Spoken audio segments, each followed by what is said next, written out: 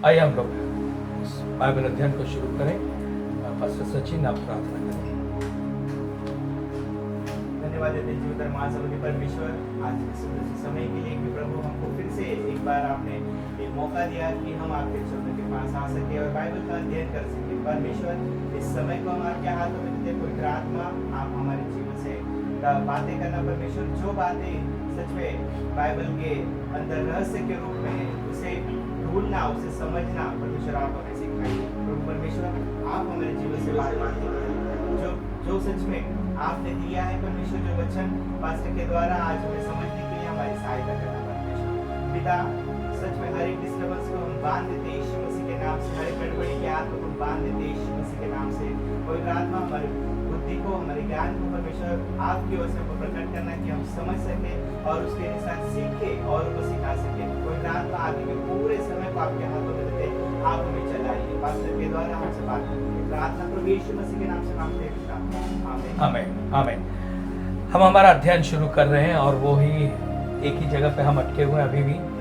प्रकाशित वाक्य 21वां अध्याय और 9 से लेकर हम लोग आगे का देख रहे हैं, यानी पूरा 27वें वचन तक। प्रेरितों के काम 21वां अध्याय 9 से लेकर 27 तक। तो लास्ट टाइम मैंने आपको बताया इस नगरी के, यरूशलेम नगरी के बारे में हम और आप सीख रहे हैं कि ये यरूशलेम नगरी कैसी होगी, उसकी नींव कैसी होगी, उसके फाटक कैसे होंगे, उसके दरवाजे कैसे होंगे, बहुमूल्य पत्थरों के बारे में देखा, मोती के बारे में देखा हमने, प्रेरितों के जो नाम है वो नींव, इन सारी बातों को हम लोग देख रहे हैं। तो मैंने पिछले बार आपको बताया था कि यीशु मसीह ने जो भी प्रेरित चुने थे वो 7 में नहीं चुने थे, 12 संख्या में चुने थे। और मैंने उसके भी अर्थ को आपको बताया कि 7 संख्या जो है उसका संबंध पृथ्वी से है, यानी पृथ्वी की जो परफेक्शन है, सिद्धता है, उसका संबंध 7 संख्या से है। और जिन बातों की सिद्धता का संबंध, परफेक्शन का संबंध हेवन से यानी स्वर्गीय बातों से है, वो सभी 12 में आती हैं। यीशु मसीह ने 7 चेले इसीलिए नहीं चुने क्योंकि ये जो प्रेरित थे ये नींव बनने वाले थे अनंत काल के लिए, यानी स्वर्गीय यरूशलेम में नींव के स्थान पर ये लोग आने वाले थे। और इसलिए 7 न चुनकर 12 को चुना गया था ना। जब ये चेले चुने गए थे उस समय सबका एक अपना अपना कोई नाम था, लेकिन आप देखेंगे कि यीशु मसीह ने उनके नामों को बदला है। पुराने अगर आप प्रेरितों के काम की पुस्तक को भी देखें तो जब कोई मसीही व्यक्ति जो था जब कोई व्यक्ति मसीही बनता था, यानी जीसस को एक्सेप्ट करता था, तो उसको एक नया नाम दिया जाता था, है ना। प्रेरितों के काम 4 अध्याय 36 यानी 36वें वचन में आपको ये मिलेगा। जैसे जोसेफ था वो बरनबास हो गया, जोसेफ बिकम बरनबास, ऐसा नाम चेंज हो गया। तो ये प्रेरित उस स्थान की नींव होंगे जहां एक दिन आप और मैं जाने वाले हैं। हमने देखा लास्ट टाइम कि कैसे किसके नामों को बदला गया था, और एक जल्दी से हम इसको देख लेंगे। शिमोन का नाम जो है वो पतरस रखा गया, है ना। शिमोन जिसके पिता का नाम था यूहन्ना, शिमोन का नाम जो है वो पतरस रखा गया। अब ध्यान दें, शिमोन जो है, शिमोन ये नाम हिब्रू शब्द शेमा से आया है। शेमा इसका मतलब सुनना, हियर। ओके, शिमोन ये हिब्रू शब्द SHEMA शेमा से आया है। हिब्रू में शेमा इसका अर्थ है सुनना। अब जैसे शैमुएल, तो शैमुएल में शेमा है और एल है। एल यानी उसका संबंध, एल मतलब परमेश्वर, एलोहिम, एल शदाय, एल इसका मतलब है परमेश्वर। तो शमूएल इस नाम का हिब्रू में शब्द हो जाता है, जैसे मैंने बताया, शेमा यानी सुनना, हर्ड, और एल मतलब परमेश्वर। शमूएल इस नाम का हिब्रू में अर्थ है हर्ड फ्रॉम गॉड, यानी परमेश्वर से सुना। और दूसरा, परमेश्वर ने सुनी, ये भी अर्थ हो सकता है। तो शमूएल नाम का अर्थ क्या हुआ? परमेश्वर से सुना, या परमेश्वर ने मेरी सुन ली। जहां तक पतरस की बात है, यीशु ने उसे चट्टान कहा कि तू ना रॉक है, पत्थर कहा। पत्थर क्या है? नींव है ना। मत्ती 16:18 में हम देखते हैं। तो पहला चेला जो जानता था कि यीशु कौन है, आप जानते हैं यीशु मसीह ने पतरस को कब बोला कि है ना तू पतरस है, मैं तुझ पर अपनी चट्टान बनाऊंगा, सॉरी तुझ पर अपनी कलीसिया बनाऊंगा।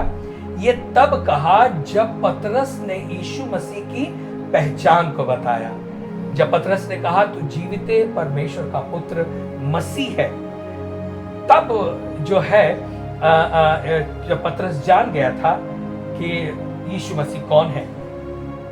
और जो पतरस ने जाना यीशु मसीह के बारे में कि ये जीवित परमेश्वर का पुत्र मसीह है, यही तो नींव की बात थी। आप अपने मसीही जीवन में जब तक ये नहीं जानते कि यीशु मसीह कौन है, तब तक आपका विश्वास करना भी व्यर्थ हुआ ना। अगर हम यीशु मसीह को ही नहीं जानते हैं तो हमारे मसीही जीवन की नींव क्या है? हमारे मसीही जीवन की नींव है यीशु मसीह की पहचान। मैं विश्वासी हूं, कैसे मानेंगे? क्योंकि मैं यीशु मसीह को जानता हूं। पतरस ने जान लिया था कि यीशु मसीह कौन है, और इसी बात पर यीशु मसीह ने यह कहा कि पतरस, तुझे जो पता चला है वो तेरी ओर से नहीं है, बल्कि मेरे स्वर्गीय पिता ने तुझे स्वर्ग से बताया है, यानी मेरे स्वर्गीय पिता ने तुझ पर प्रकट किया है। और अब इस बात की नींव पर परमेश्वर अपनी कलीसिया निर्माण करेगा। अब आपको समझ में आया? पतरस निर्माण नहीं करेगा, लेकिन क्योंकि पतरस ने जो प्रकाशन पाया था यीशु मसीह के बारे में कि यीशु मसीह कौन है, वो प्रकाशन कलीसिया की नींव बनेगा। ओके। और इसीलिए यीशु मसीह ने पतरस से कहा कि तू शिमोन है ना। शिमोन में शेमा है। मैंने आपको बताया शिमोन में क्या है? शेमा, हिब्रू शब्द शेमा। शेमा का अर्थ मैंने आपको बताया सुनना या सुना।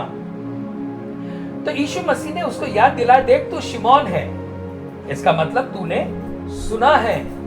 ओके। यीशु ने उससे कहा कि उसे चट्टान कहा, क्योंकि तूने सुना है और तू चट्टान है। और यीशु जो है चट्टान पर निर्माण करना चाहते थे। कई बार यीशु ने उसके पिता का भी नाम लिया है ना। अगर पिता का नाम नहीं लिया तो उन्होंने बताया कि वो कहाँ के हैं या किस जगह से। यानी जब भी कोई व्यक्ति चेले के रूप में आता था तो यीशु मसीह उसकी पहचान के रूप में उसके पिता के भी नाम को लेते थे। बार योना, जोना के पुत्र, बार मतलब पुत्र, है ना। तो जब यीशु मसीह ने उस चेले का नाम नहीं लिया है तो कई बार उसके पिता का नाम लिया है।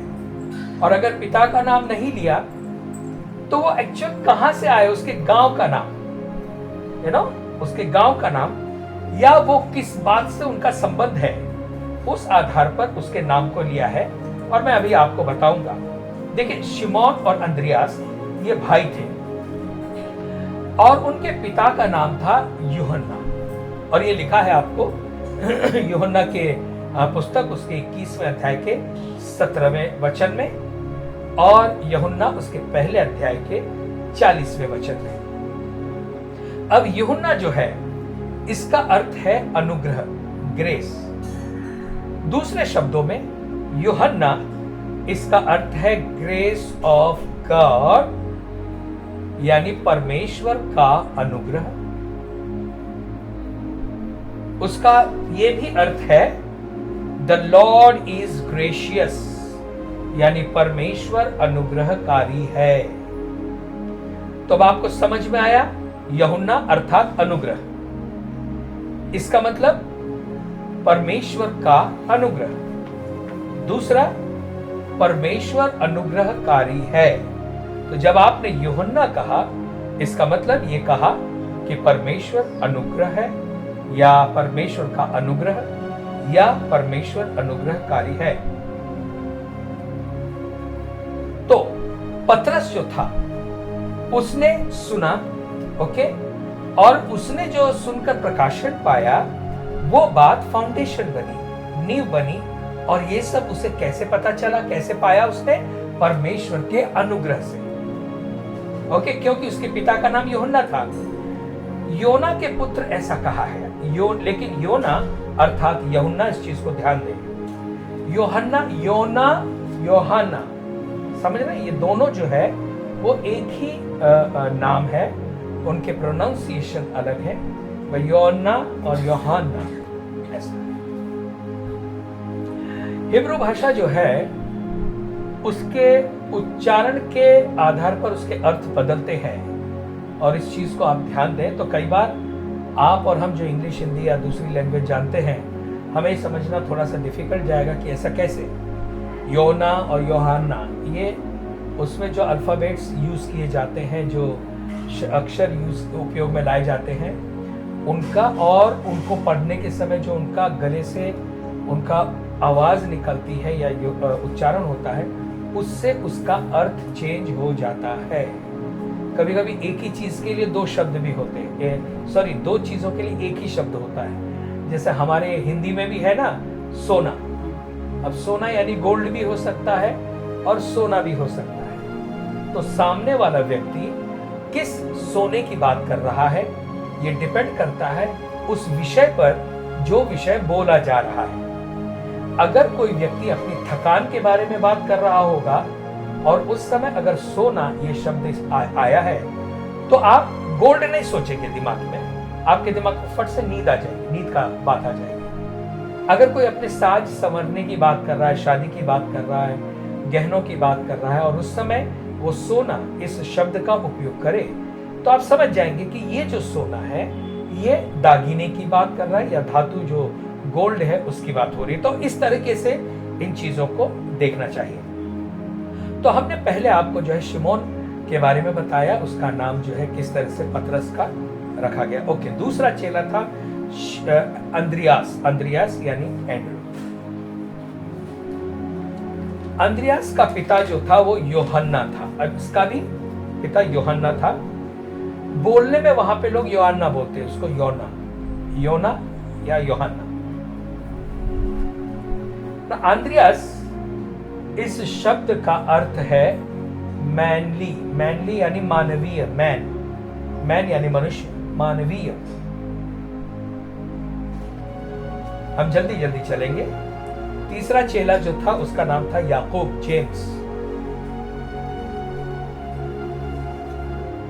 जेम्स का नाम जो है चेंज किया गया और उसका नाम बुअनरगिस रखा गया था। हिंदी बाइबल में उसका नाम है बुअनरगिस रखा गया, और उसके पिता का नाम था जबदी। अंद्रियास जबदी का पुत्र यानी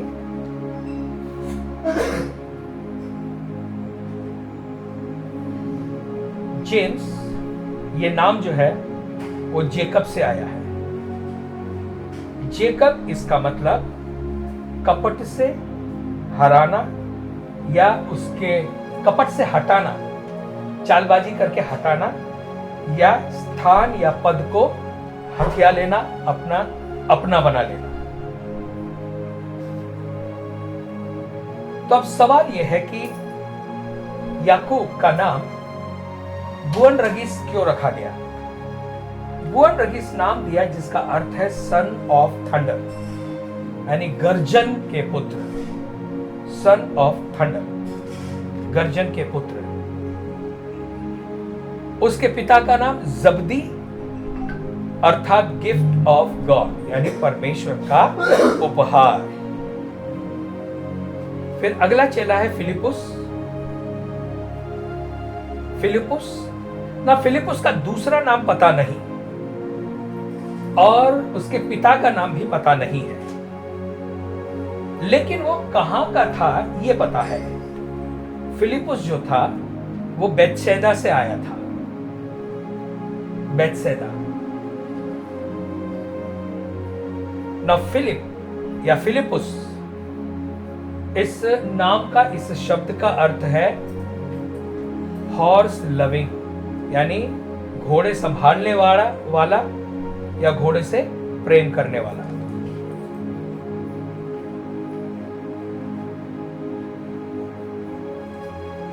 बेतसैदा इसका अर्थ है हाउस ऑफ फिशरमैन, यानी मछुआरे का घर, मछली पकड़ने वाले का घर। छठवां बर्थुलमय।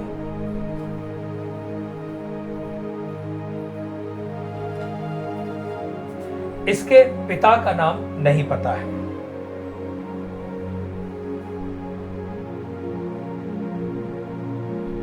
बार्थुलमय इसमें दो शब्द से बना है, बार और थलमे। बार यानी सन और थलमियो यानी बाप का नाम। तो बार्थुलमय यानी थलमे का पुत्र। सच में देखा जाए तो यह कोई नाम नहीं था, ठीक है। अगर हम किसी व्यक्ति को कहें उसके पिता के नाम से कि ये इसका बेटा है, तो इसका बेटा है, ये उसका नाम नहीं हुआ। ठीक उसी तरह से बर्थुलमय जो है उसका नाम पिता के नाम से आया, थलमे का पुत्र बर्थुलमय। और बर्थुलमय का नाम जो है नथानिएल रखा। बार्थुलमय कोई नाम नहीं था, बार्थुलमय यानी थलमे का पुत्र, और इसीलिए उसका नाम नथानिएल रखा। नाथान इसका अर्थ है गिफ्ट, उपहार,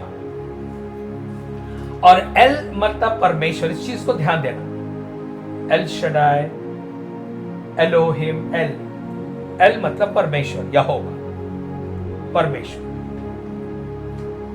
तो नाथानिएल अर्थात परमेश्वर का उपहार।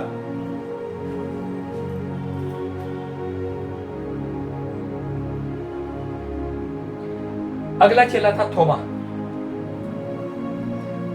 उसका दूसरा नाम दिदमुस। ओके, दिदमुस इसका मतलब जुड़वा, एक जैसा ना। उसका नाम दिदमुस क्यों रखा गया, जुड़वा क्यों रखा गया? क्योंकि उसकी मुलाकात यीशु मसीह से होने के बाद वो भी यीशु की स्टाइल मारता था, यीशु के जैसा हो गया था। यानी स्वभाव भी उसका बदल गया था यीशु जैसा, और बाकी की बातें जो है वो यीशु मसीह जैसी दिखने लगी। और इसीलिए देखने वाले कहते थे कि ये यीशु मसीह का भाई होगा, ये जुड़वा भाई होगा।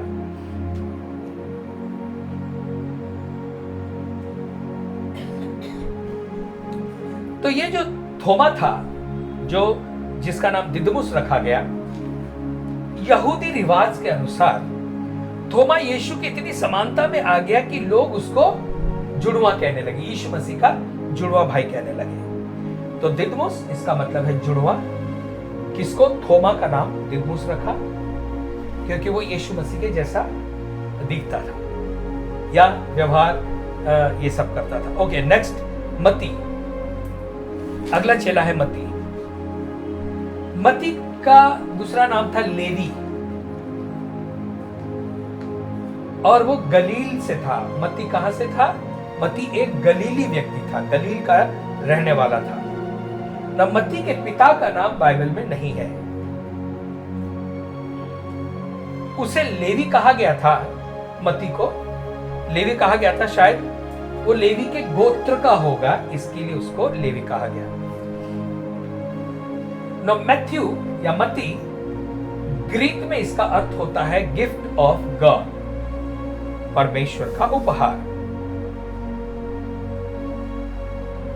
कई चेलों के नाम का अर्थ गिफ्ट ऑफ गॉड आया हुआ है। नौवां चेला था जेम्स, याकूब।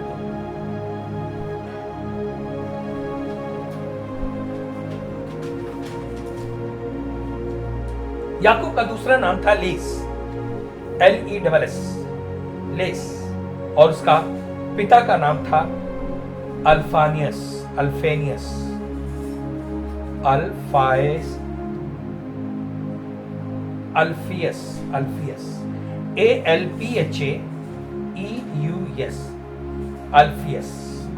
इसके पिता का नाम था।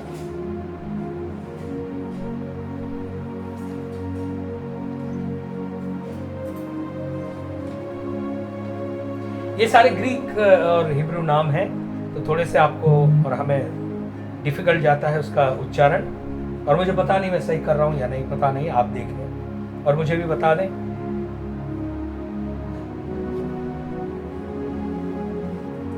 अब यहूदा का नाम Thaddeus, THADDEUS, THADDEUS,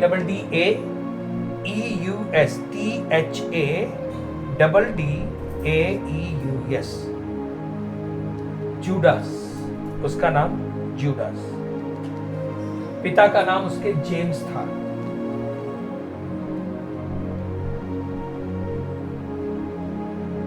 now Thaddeus Greek में इस नाम का अर्थ है परमेश्वर का उपहार। खैर, ये सारी बातों को हम बाद में देखेंगे। शिमोन का दूसरा नाम था सीलो, शिमोन का दूसरा नाम था, और उसके पिता का नाम नहीं है। शिमोन इसका मतलब someone who hears from God, मैंने आपको बताया।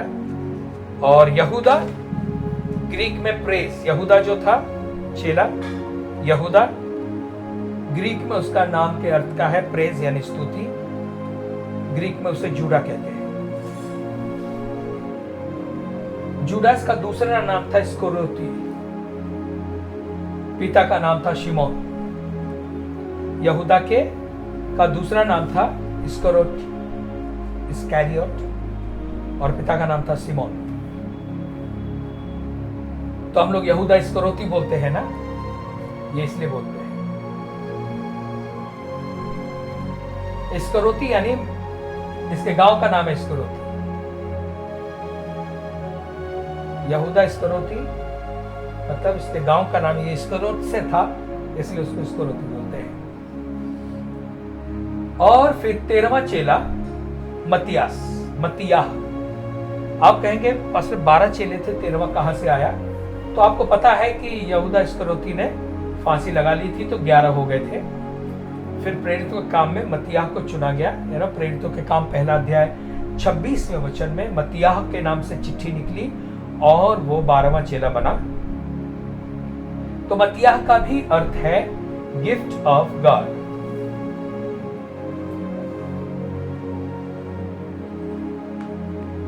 तो इन सारे चेलों के नामों के अगर अर्थ को आप देखेंगे तो उनके नाम का अर्थ या तो अनुग्रह या प्रेम या गिफ्ट ऑफ गॉड इनसे जुड़ा है, या परमेश्वर के अनुग्रह से जुड़ा है, या परमेश्वर से सुना है। एक चीज मैं आपको बता दूं, ग्रेस ऑफ गॉड यानी परमेश्वर के अनुग्रह को ग्रीस में कहते हैं कैरिज्मा। परमेश्वर के अनुग्रह को ग्रीक भाषा में इसका अर्थ है कैरिस्मा और कैरिस्माटा। कैरिस्मा इसका अर्थ है means a gift of grace यानी अनुग्रह का वरदान। कभी कभी किसी से पूछता है आप कौन से क्रिश्चियन है, तो बोलता हम कैरिस्मेटिक क्रिश्चियन है। कैरिस्मेटिक तो अभी आपको समझ गया। कैरिस्मा या कैरिस्माटा इस शब्द का अर्थ है ग्रेस ऑफ गॉड, परमेश्वर का अनुग्रह, यानी हम वो लोग हैं जो परमेश्वर के अनुग्रह को मानते हैं। तो यहूदा की जगह हमने देखा, यहूदा इस्करियोती की जगह मत्तियाह आ गया। यहूदा ही एक ऐसा चेला था जो गलील से नहीं था। अगर कोई सवाल पूछे कौन सा ऐसा चेला था जो गलील से नहीं आया, तो वो यहूदा था। क्योंकि यहूदा कहां से आया था, कोई बताएगा? इस्करियोती, उसके नाम के, हाँ, उसके नाम के आगे अर्थ है वो इस्करियोती से आया था। तो हम देखते हैं यहाँ पे एक पैटर्न को यीशु मसीह के। यीशु ने उन चेलों को चुना जिनके नाम में गिफ्ट ऑफ गॉड या उनके नाम का अर्थ अनुग्रह इससे संबंधित हो। अगर ऐसा नहीं था तो यीशु मसीह ने उनके नाम को ही बदल दिया और वो नाम रखा जिसका अर्थ था परमेश्वर का वरदान या गिफ्ट ऑफ गॉड।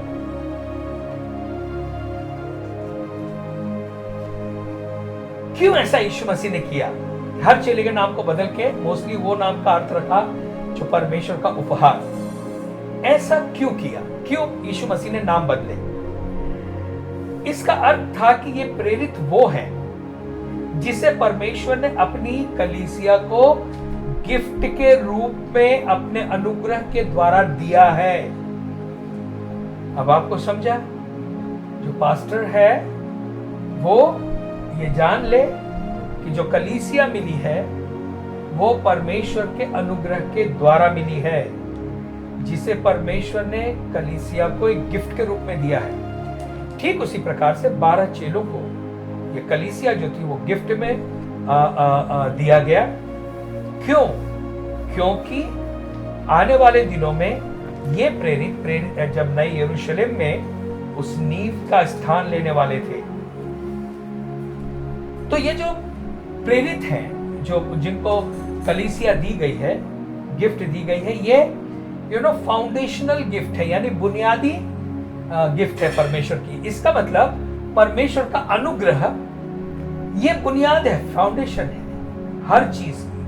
आप और मैं जीवन में कुछ भी करें, अगर वो हुआ है या हमने किया है, तो कुछ और नहीं बल्कि परमेश्वर का अनुग्रह, जो हमने जीवन में पाया है, जो सफलता पाई है, जो सेवा हमने बहुत अच्छी की है, ये कुछ और नहीं बल्कि परमेश्वर का उपहार है।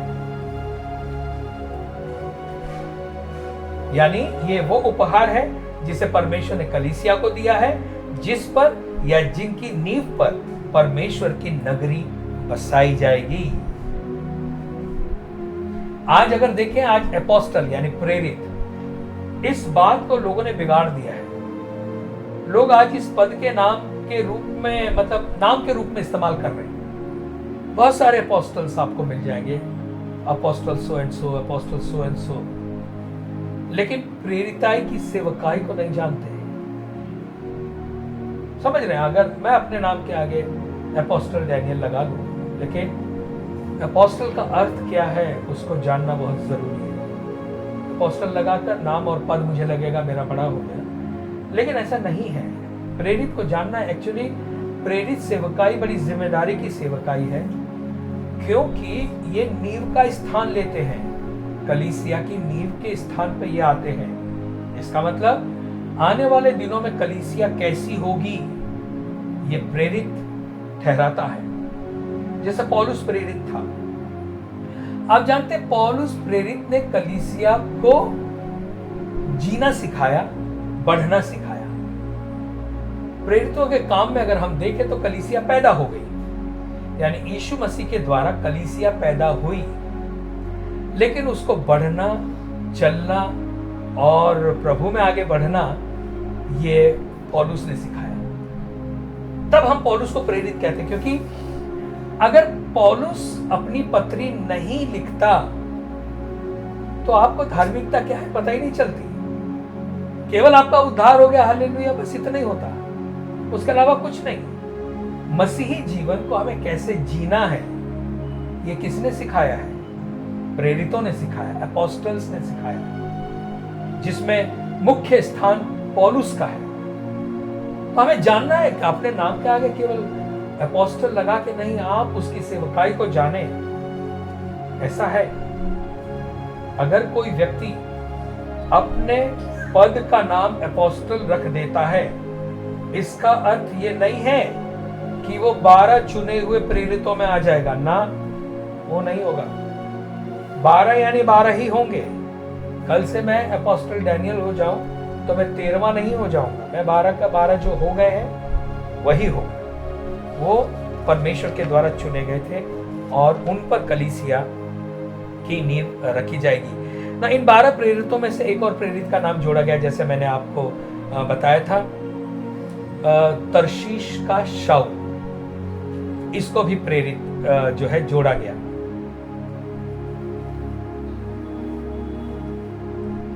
12 प्रेरितों में एक प्रेरित और जोड़ा गया और उसका नाम था शाऊल, यानी जो आगे चल के पौलुस बना है। गलतियों 1:1 निकाल के हम पढ़ेंगे। गलतियों उसका पहला अध्याय और पहला वचन।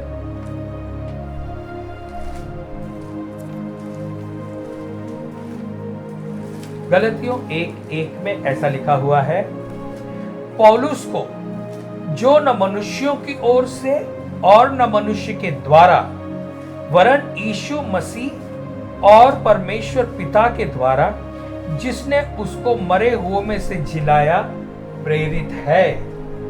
न पौलुस जो है अपने प्रेरित चुने जाने के विषय में बिल्कुल फर्म था। वो ये कहता था कि मुझे किसी ने नहीं चुना है प्रेरित बनने के लिए, ना तो किसी मनुष्य ने, ना किसी ने, मुझे खुद परमेश्वर ने चुना है।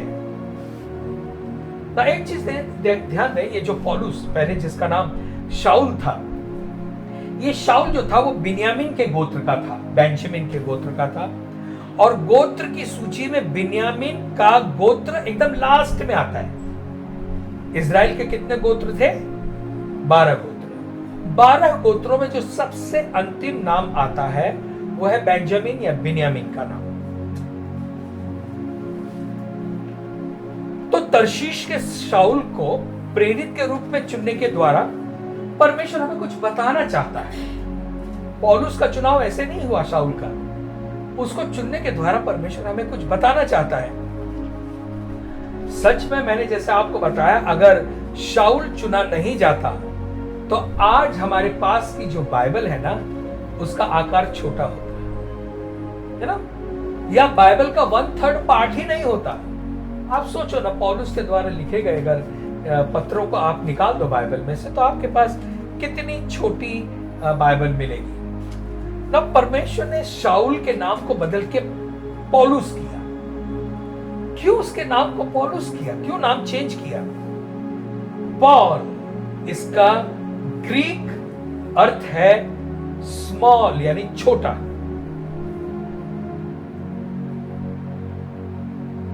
ओके, तो दूल्हा जो हमारा यीशु मसीह है, उसके द्वारा लास्ट में पौलुस को चुना गया। और जैसे बिन्यामीन का नाम स्त्री द्वारा नहीं, पुरुष के द्वारा रखा गया था। आप जानते हैं बिन्यामीन ये किसका पुत्र था? याकूब का पुत्र है। याकूब के बाकी के जो पुत्र थे, 11 पुत्र, उन सभी के नाम उनकी मां द्वारा लिखे गए, यानी स्त्री द्वारा रखे गए। लेकिन बेंजामिन या बिन्यामीन ही एक ऐसा लड़का था याकूब का, जिसका नाम जो है वो खुद याकूब ने रखा था, यानी पुरुष ने रखा था। उसी प्रकार जो अंतिम था, यानी बिन्यामीन था, या शाऊल जो पौलुस था, उसको अंत में जो नाम रखा गया वो यही नाम यीशु मसीह ने उसे दिया। चुना भी यीशु मसीह ने। इफिसियों 4:11 में 5 प्रकार की सेवकाइयों को हम पढ़ते हैं ना।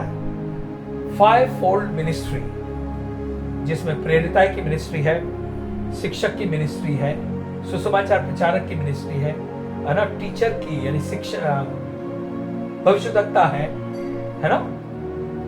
तो इस तरह की 5 तरह की सेवकाई जो है वो परमेश्वर ने कलीसिया को उपहार के रूप में दी है।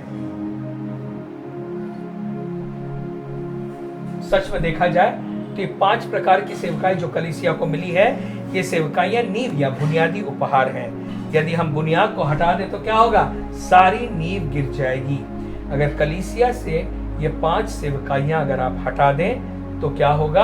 पूरी इमारत गिर जाएगी। यानी जो नींव है वही अगर हम हटा देंगे तो फिर वो कलीसिया नहीं रहेगी।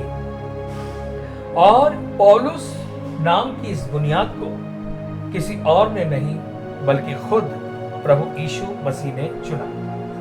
तो अब तक हमने देखा कि किस तरह से यीशु मसीह ने प्रेरितों के नाम बदले ना। चेले, प्रेरित एक ही शब्द है, एक ही बात है। जो चेले थे वो आगे चल के प्रेरित बन गए और परमेश्वर ने उनके, यीशु मसीह ने उनके नामों को बदला। और हम बात कर रहे थे ये प्रेरित जो है वो फाउंडेशन यानी नींव बनेंगे। तो सवाल यह है कि नींव क्या है? यानी जो स्वर्गीय यरूशलेम की नींव ये प्रेरित बनने वाले हैं। तो ये प्रेरित, ये जो नींव है ये क्या है? इसको नींव को समझे। एक्चुअली कौन सी बात है जो नींव कही जाएगी? ओके, मैं आपको बताऊंगा। जैसे 12 नींवें हैं, 12 नींव हैं, और हम थोड़े समय में देखेंगे, अगर हुआ तो आज, नहीं तो अगले मंगलवार को हम बाकी की नींव के बारे में देखेंगे। कितनी नींव है? 12 फाउंडेशन, 12 फाउंडेशन। अब सवाल यह है कि ये 12 फाउंडेशन क्या है?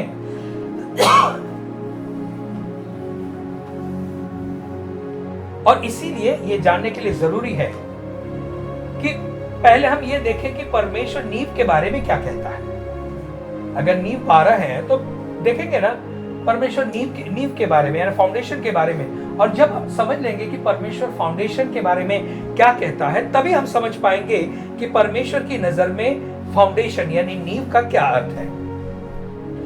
नए नियम में अगर आप देखें तो नींव ये शब्द 12 बार आया है, 12 बार आया है। वाह! नए नियम में फाउंडेशन यानी नींव ये शब्द 12 बार आया है, और सच में देखा जाए तो ये बड़ी अद्भुत बात है। बाइबल में ये जो शब्दों के नाम के संख्या जो है ना कितने बार आया है, कभी कभी सच में अद्भुत लगता है ये। तो नए नियम में नींव ये शब्द कितने बार आया है? 12 बार आया है ना। नए नियम में 12 चीजें ऐसी हैं जिन्हें वचन में नींव कहा गया है, या ऐसी 12 बातें हैं जिन्हें हमारे विश्वास की नींव कहा गया है। क्या आप देखना चाहेंगे कौन सी बातें जिनको बाइबल नींव कहता है? देखिए, फाउंडेशन वो बात है जिस पर इमारत टिकी हुई है, जिस पर आधारित है। अब जब हम कलीसिया की बात कर रहे हैं, हमने प्रेरितों को नींव के समान, नींव के रूप में देखा, लेकिन बाइबल में और कुछ बातें हैं जिनको नींव कहा गया है। यानी प्रेरितों को तो फाउंडेशन कहा गया है, लेकिन उसके बाद कुछ और बातें हैं जिन्हें हमारे विश्वास की नींव कहा गया है। नंबर 1, हमारे विश्वास की नींव क्या है? पहला, मसीह। हमारे विश्वास की नींव क्या है? मसीह। पहला कुरिन्थियों 3 अध्याय 10 से लेकर 13 वचन तक। पहली नींव क्या है? यीशु मसीह। कहां लिखा है? पहला कुरिन्थियों 3 अध्याय 10 से लेकर 13 तक हम पढ़ेंगे। पहला कुरिन्थियों 3 अध्याय चैप्टर 3 फ्रॉम 10 to 30। परमेश्वर के उस अनुग्रह के अनुसार जो मुझे दिया गया, मैंने बुद्धिमान राजमिस्त्री के समान नींव डाली और दूसरा उस पर रद्दा रखता है, परंतु हर एक मनुष्य चौकस रहे कि वह उस पर कैसा रद्दा रखता है, क्योंकि उस नींव को छोड़ जो पड़ी है। और वो नींव क्या है? पौलुस आगे कहता है वो नींव क्या है? यीशु मसीह है, और कोई दूसरी नींव डाल नहीं सकता। तो यीशु मसीह क्या है? फाउंडेशन है। फिर आगे लिखता है 12वें वचन में, यदि कोई इस नींव पर सोना या चांदी या बहुमूल्य पत्थर या काठ या घास या फूस का रद्दा रखे तो हर एक का काम प्रकट हो जाएगा, क्योंकि वह दिन उसे बताएगा, इसलिए कि आग के साथ प्रकट होगा और वह आग हर एक का काम परखेगी। तो यहां पर हमने देखा नींव नंबर 1, पहली नींव क्या है? यीशु मसीह।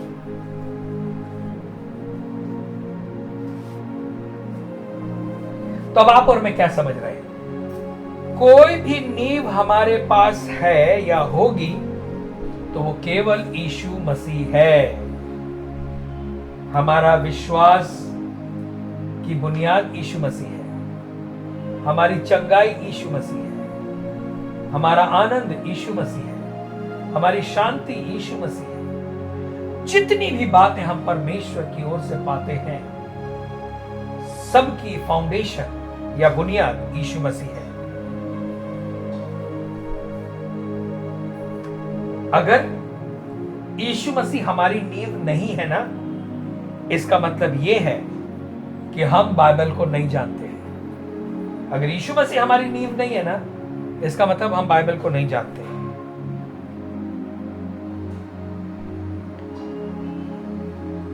यूहन्ना 1:1 फेमस वचन आप सभी जानते होंगे। यूहन्ना 1:1 क्या लिखता है? आदि में वचन था और वचन परमेश्वर के साथ था और वचन परमेश्वर था। आदि में क्या था? वचन था, यानी यीशु मसीह था। फाउंडेशन में कौन था? बुनियाद में, आदि में यीशु मसीह था। हर ध्यान देना अपने मसीही जीवन में हर बातों की नींव यीशु मसीह है। ये नींव विश्वास के द्वारा अभी हमारे जीवन में होनी चाहिए। हर समय हर चीज की बुनियाद यीशु मसीह हमारे जीवन में होना चाहिए। निकालेंगे पहला कुरिन्थियों 3 अध्याय 12वां वचन 1:3-12 यानी 1 Corinthians chapter 3 और 12वां वचन लिखा है, यदि कोई इस नींव पर सोना चांदी या बहुमूल्य पत्थर या काठ या घास फूस का रद्दा रखे तो उसका काम प्रकट हो जाएगा। इसका मतलब हमें किसी और का नहीं, हमारी नींव क्या है? यीशु मसीह है। और उस पर हम अपने खुद की यानी हम अपने खुद की नींव को नहीं डाल सकते, हम अपने तरीके की नींव को नहीं डाल सकते। नींव केवल परमेश्वर डालेगा। ध्यान दें, कलीसिया का फाउंडेशन या कलीसिया की नींव हमारे खुद के विचारों पर नहीं बन सकती। जब यीशु मसीह ने 12 चेलों को चुना था ना, तभी यीशु मसीह ने अपनी कलीसिया की नींव डाल दी थी। 12 कौन थे? प्रेरित थे। प्रेरित कौन है? फाउंडेशन। तो यीशु मसीह ने जब 12 प्रेरितों को चुना, इसका मतलब उन्होंने कलीसिया की फाउंडेशन को डाला। और जब यीशु मसीह क्रूस पर मरे तो कलीसिया पैदा हुई। पेंतीकोस्त के दिन सांस लेना शुरू किया और आगे चलकर प्रेरितों ने उसे जीवन जीना सिखाया। देखिए हर काम कितने सही तरीके से हुआ। प्रेरितों ने क्या क्या सिखाया, कैसे मसीही जीवन को जीना है। अगर आप प्रेरितों की बातों को कट कर दें और उतनी ही बाइबल देखें तो आप देखेंगे कि पवित्र आत्मा आया, सब आत्मा से भर गए और उसके बाद क्या क्या करें हम? मसीही जीवन क्या है? और ये चीजें हमें प्रेरितों के द्वारा मिली। खैर, हम बुनियाद की बात कर रहे हैं। तो कलीसिया की नींव कोई भी व्यक्ति अपने खुद के दिमाग से, आप ये नहीं कह सकते कि मुझे नहीं मुझे कलीसिया में लगता है कि ऐसा ऐसा हो, ये होना चाहिए। तो अब सवाल ये है कि जो हम बोल रहे हैं, क्या वो नींव की बात है? क्या वो कलीसिया में होना चाहिए? अगर नहीं होना चाहिए और फिर भी हम अगर जबरदस्ती उसको डाल रहे हैं तो ये नींव हो गई मेरे विचारों की, जैसे घास फूस सब इस तरह की। लेकिन ये फाउंडेशन डालने के लिए जो कॉर्नर स्टोन होता है, कोने के सिरे का पत्थर, वो बहुत ही महत्वपूर्ण है। और इसीलिए कोने का यीशु मसीह जो है ना, वो हमारी नींव है। लेकिन कौन सी नींव है? कॉर्नर स्टोन है, यानी कोने का पत्थर है, वही नींव है। अब उसके ऊपर हम लोग किसी भी अगर कोई इंसान अपने तरीके से उस पर नींव पर निर्माण करना शुरू करे तो लिखता है कि आग से हर एक को परखा जाएगा। परमेश्वर अपनी कलीसिया के साथ खिलवाड़ होने नहीं देगा। अगर मनुष्यों के विचारों से कलीसिया बनी है, यदि मनुष्य ने अपने विचार उस नींव में घुसाए हैं, परमेश्वर आग भेजेगा और हर एक का काम परखा जाएगा। परमेश्वर की नगरी के बहुमूल्य पत्थर क्या है जानते हैं? ये वे पत्थर हैं जो आग से परखे गए और बने रहे। बाइबल बताती है पुरानी पृथ्वी और आकाश प्रचंड ताप से, यानी एकदम गर्मी से जो है उसकी आग में पिघल जाएंगे। 2 पीटर में कहता है, दूसरे पत्रस में। लेकिन नया आकाश और नई पृथ्वी उस आग से होकर आई होगी और वो बनी रहेगी। हालेलुया। जो नगरी है वो परखी जांची हुई शुद्ध होगी। तो अब ध्यान दें, हमारे विश्वास की नींव कौन है? प्रभु यीशु मसीह है। प्रभु यीशु मसीह हमारे विश्वास का प्रारंभ और अंत करता है। इब्रानियों 12:2 में लिखा है कि प्रभु यीशु मसीह हमारे विश्वास का प्रारंभ करता और अंत करता है। मसीह हमारे अंदर और हम यीशु मसीह में हैं, जो महिमा की आशा है। कुलूसियों 1 27। मसीह हमारे विश्वास की नींव है। हमारे बाइबल का ज्ञान यीशु मसीह के बिना बेकार है। तो हमने पहला देखा नींव क्या है, पहली नींव क्या है? यीशु मसीह। यस। आइए नींव नंबर 2 देखें, सेकंड। दूसरी नींव क्या है? दूसरी नींव है वर्ड ऑफ गॉड, यानी परमेश्वर का वचन।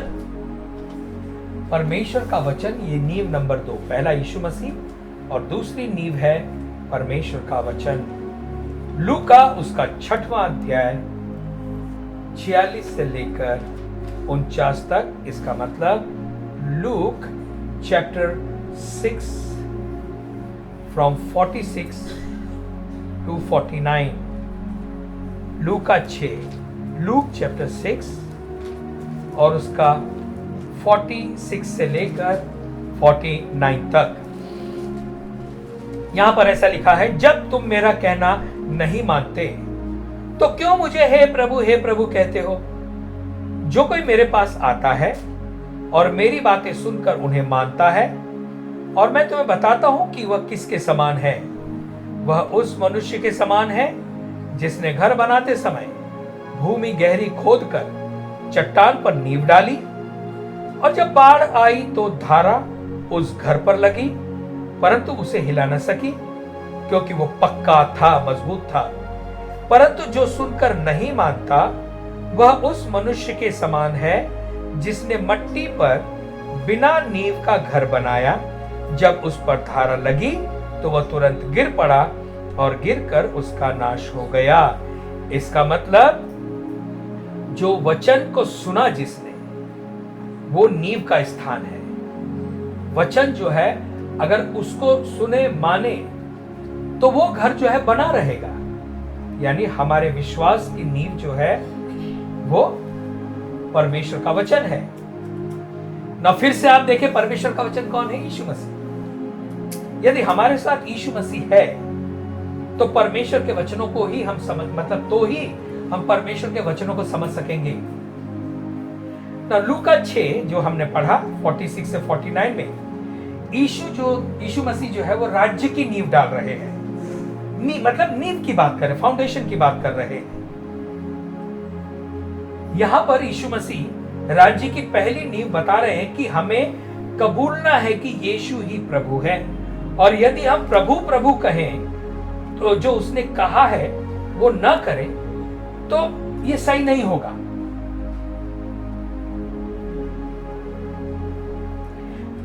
प्रभु ये जो शब्द है ना, ये एक संबंध का शब्द है, अर्थात हमारा बॉस, हमारा स्वामी, राजा ना। प्रभु इसका मतलब हमारा अधिकारी, हमारा स्वामी, हमारा प्रभु, हमारा राजा ना। परमेश्वर की नगरी वो है जिसे यीशु सही नींव पर बनाते हैं, जो हर विपरीत परिस्थितियों का सामना कर सके और सामना करके टिकी रहे। हमारी नींव केवल यीशु पर विश्वास ही ना होकर बल्कि परमेश्वर जो कहता है उसे करने पर है। अब सोचो, मैंने कहा कि अच्छा ठीक है यीशु मसीह मेरी नींव है तो मैं यीशु मसीह पर बना रहूंगा। आपने सही किया, लेकिन सवाल यह है कि अगर आप जिस नींव पर हो उस नींव यानी यीशु मसीह जो नींव है वो जो कहता है, अगर उसको हम पालन नहीं करें तो आप कैसे सोचेंगे कि ये नींव पक्की आपके जीवन में आई है? तो फिर वो रेत पर होगी, है ना। और इसीलिए यीशु मसीह जो कहता है वो नींव है, यानी यीशु मसीह के वचन क्या है? वर्ड ऑफ गॉड फाउंडेशन है। तो हमने दूसरी बुनियाद देखी, परमेश्वर का वचन। नंबर तीसरी बुनियाद कौन है? थर्ड फाउंडेशन इज एपोस्टल्स, यानी प्रेरित। तीसरी नींव है प्रेरित। तीसरी नींव है प्रेरित और उसके लिए वचन है इफिसियों की पत्री 2 अध्याय 20वां वचन, इफिशियंस 2:20। इफिशियंस 2:20। और प्रेरितों और भविष्यद्वक्ताओं की नींव पर, जिसके कोने का पत्थर मसीह यीशु स्वयं ही है, बनाए गए हो। तो प्रेरित ये क्या है, अपोस्टल्स क्या है, यहां पर लिखा है वो नींव है ना, नींव है। तो प्रेरित नींव है। कलीसिया प्रेरितों द्वारा डाली गई नींव पर बननी चाहिए। मुख्य यीशु मसीह जो है वो मुख्य फाउंडेशन है, चीफ फाउंडेशन है, सब कुछ उसी पर बनाना है। लेकिन परमेश्वर ने अन्य वरदान जो कलीसिया में दिए हैं वो भी एक नींव का स्थान रखते हैं। यदि कलीसिया की नींव पर 5 प्रकार की सेवकाई ना हो तो हम अपनी नींव खो सकते हैं। 5 प्रकार की सेवकाई नींव का स्थान रखती है, और ये जो 5 प्रकार की सेवकाई है ये अनुग्रह के वरदान हैं जिसे यीशु ने अपनी कलीसिया को दिया है। कलीसिया में इन सेवकाइयों का होना बहुत जरूरी है।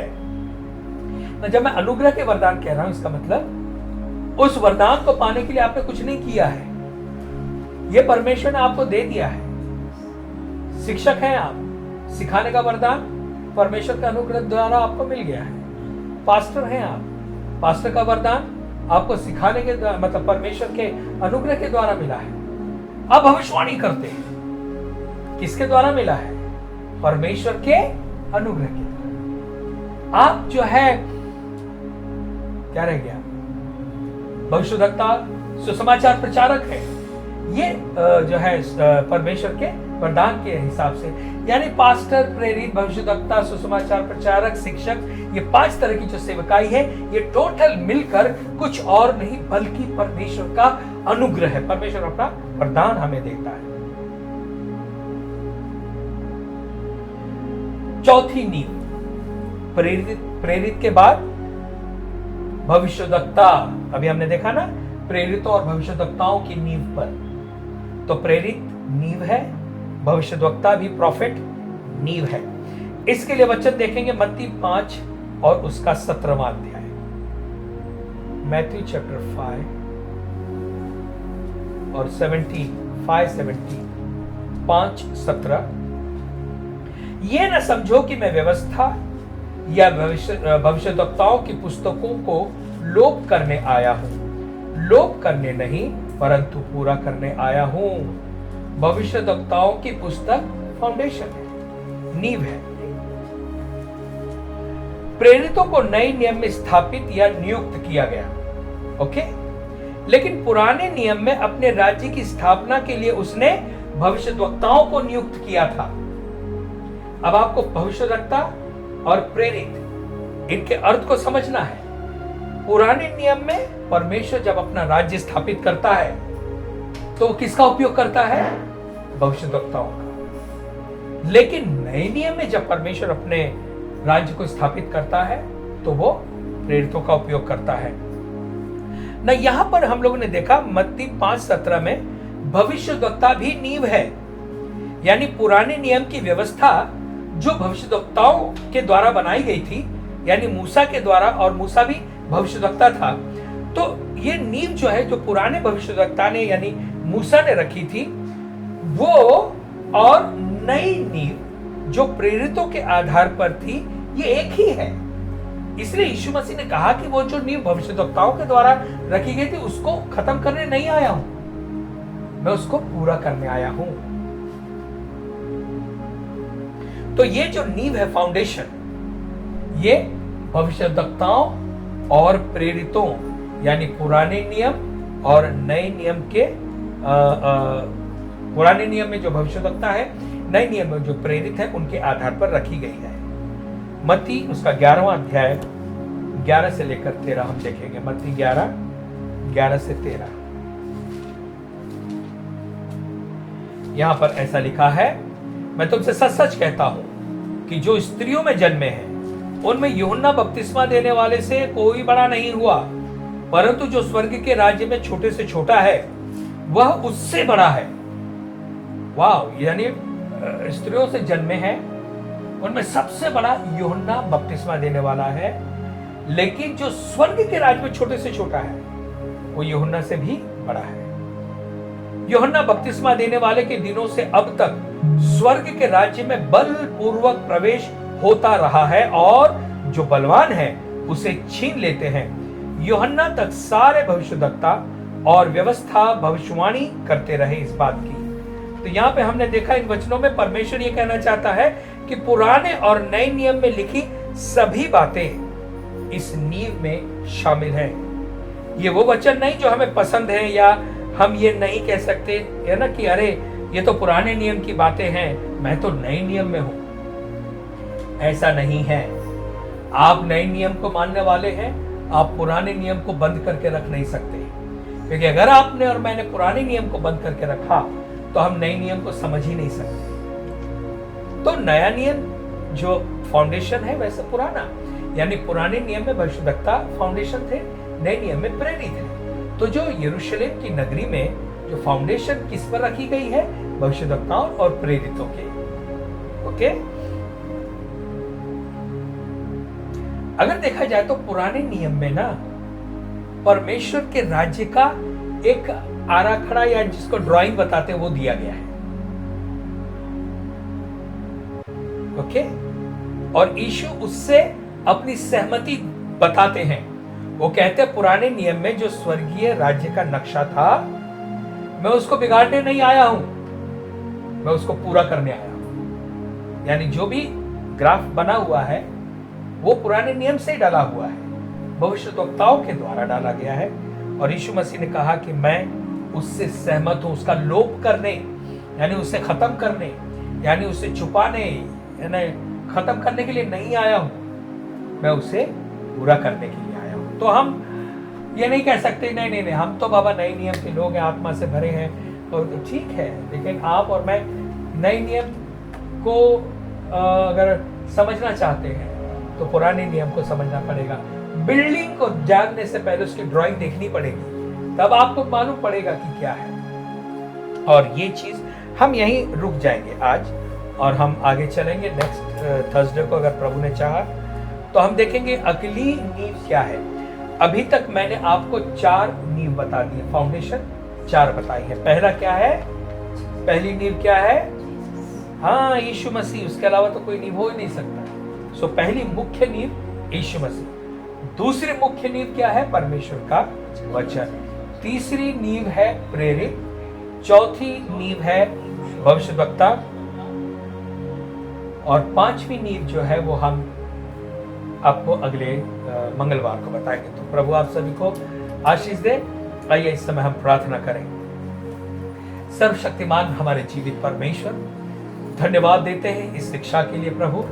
परमेश्वर जो भेद और रहस्य प्रकाशित वाक्य की पुस्तक में इस नए यरूशलेम अर्थात परमेश्वर की नगरी के विषय में हम देख रहे हैं, प्रभु होने दे ये शहर, ये नगरी हमारे लिए और भी स्पष्ट रूप से हम समझ सकें कि ये क्या है और कैसी होगी। प्रभु धन्यवाद देते हैं इन सारे भाई बहनों का जो इस समय हमारे साथ आकर जुड़े हैं, जो यहाँ आकर हमारे साथ बैठे हैं, और जो ऑनलाइन हमें देख रहे हैं। हर एक को आप आशीष दें प्रभु। धन्यवाद इस समय के लिए। पवित्र आत्मा, आपने जो हमारे लिए सहायता और मदद की उसके लिए धन्यवाद देते हुए ये प्रार्थना हम प्रभु यीशु मसीह के नाम से मांगते हैं। आमीन आमीन। तो प्रभु आप सभी को बहुत बहुत आशीष दे। ओके, अगर कुछ चीज आपको नहीं समझी होगी सो प्लीज मुझे व्हाट्सएप पे आप पूछ सकते हैं। अगर कोई आपका सवाल हो आप व्हाट्सएप पे पूछ सकते हैं। Okay, so God bless you everybody. Okay, चलो गुड नाइट।